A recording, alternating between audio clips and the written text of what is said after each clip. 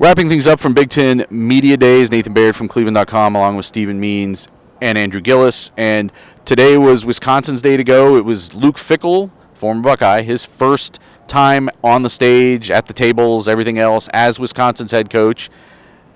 He's obviously trying to build something here. He said that he came here because he could see from afar that he thought that Wisconsin didn't come here, went to Wisconsin. He came here because he has to. He came here because they told him to. He went to Wisconsin because he thought from afar that it was a cultural fit, that it was in his wheelhouse, I think he said, and then got there and found out he was even better than he thought. So the question we're asking is, with the right guy in charge at Wisconsin and the history and tradition and opportunities that they have, could someone build Wisconsin into being a bigger threat to Ohio State than Michigan is? Stephen? So I was talking to our old coworker about some of this stuff and this idea, and he didn't think I was crazy. I think he can. I did say this, though. I think he would benefit from a couple more years of divisions just to get it going, just to get some momentum from a recruiting standpoint if they're making the Big Ten championship game, even if they're losing. But I think sitting there, I was there for the entire 45 minutes for Luke Fickell. And I think he is perfect for Wisconsin because he fits their culture while updating the football, if that makes any sense. He brought in Philip Lloyd as his offensive coordinator. He brought in Mordecai as his quarterback. Now, Mordecai, he's not an NFL quarterback.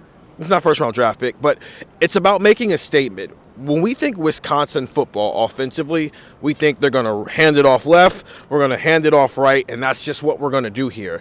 He's about to bring an air raid system into there, and it's because it's an extreme measure. And I'm going back to 2018. I'm going to be doing that a lot with some of the stuff that we heard today, and really this entire season. How Ryan Day used Dwayne Haskins to make a point with those 50 touchdowns and 5,000 passing yards. I think Luke Fickell can make a point at Wisconsin to update their offense and be able to compete with Ohio State, be able to compete with Penn State, be able to compete with Michigan in a way that 5 years from now, 5-star or top 100 quarterback X goes to Wisconsin. The Midwest, the Jaden Ballards of the world who ended up at Ohio State, well, when they're bringing in Jeremiah Smith and Marvin Harrison Jr. and Emeka Egbuka, maybe he goes to Wisconsin. Because the second stringers at Ohio State could probably be 1,000-yard receivers at some of these other Big Ten schools. And Caleb Brown's going to be a good, test tube of that at Iowa this year. So I just think that he can be, in a lot of ways, what Michigan State was early in the 2010s and during the Mark D'Antonio age, where they're not better than Ohio State, but they do enough. They're up to speed to where football is today, to where every 3 years it just comes together, and all of a sudden Wisconsin's the Big Ten champion. While the Ohio State-Michigan thing is always going to be a thing, but everybody needs a party pooper, right?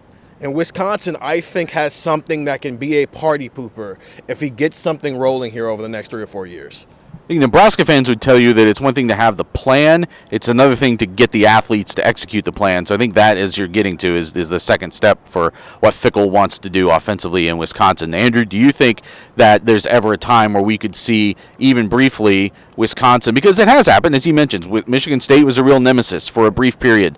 Penn State was a real nemesis for Ohio State in recent years.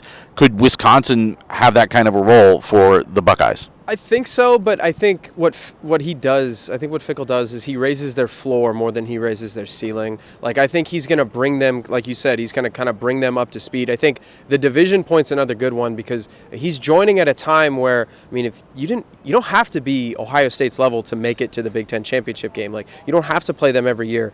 Well, now all of a sudden you're going divisionless, and you're adding USC and UCLA. So you're joining a conference now where you have to be the best, one of the best two in a conference that's going to have Ohio State, Penn State, Michigan, USC, UCLA. Who knows who else down the line? Like, I just think it's tough timing, but I do think I like Fickell. Like, I think that in a similar way to Rule at Nebraska, who I also really like, I think that it elevates their program.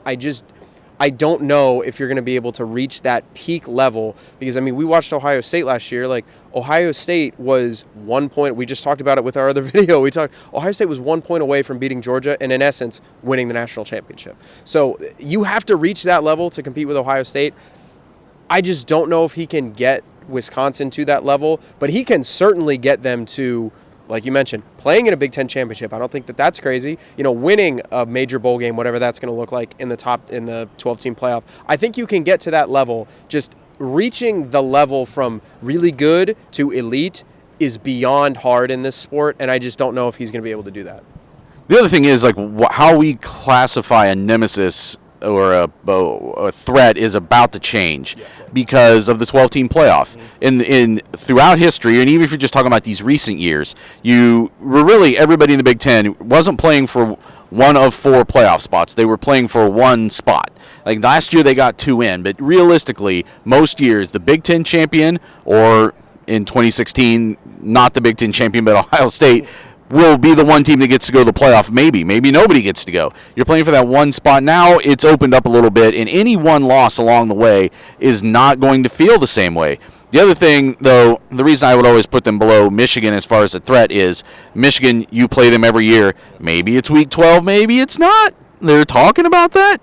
But you'll play them every single year. You will always play the game. They will always be part of your path to whatever is ahead of you in any season. And that's just not going to be true with Wisconsin. It'll be sporadic that you play them in the regular season. You may then have to play them in a Big Ten championship game, but again, maybe not, and it's less likely maybe now that there's no division. So that's why they'll always be down a tier. But I'm intrigued for all the reasons you're saying, what Luke Fickell could be there, because they've needed for so long. We've been waiting for, other than the Russell Wilson, hyperspace, whatever it is, getting beamed in on Star Trek and then right back out. They just can't get quarterback going. They can't solve a modern quarterback situation there. And if he does that, if he gets a Desmond Ridder at Wisconsin, now you're talking about something interesting, I think. And we'll see if that happens. Much more about the Big Ten all season, obviously, so get the text 614-350-3315 and listen to Buckeye Talk wherever you can find podcasts.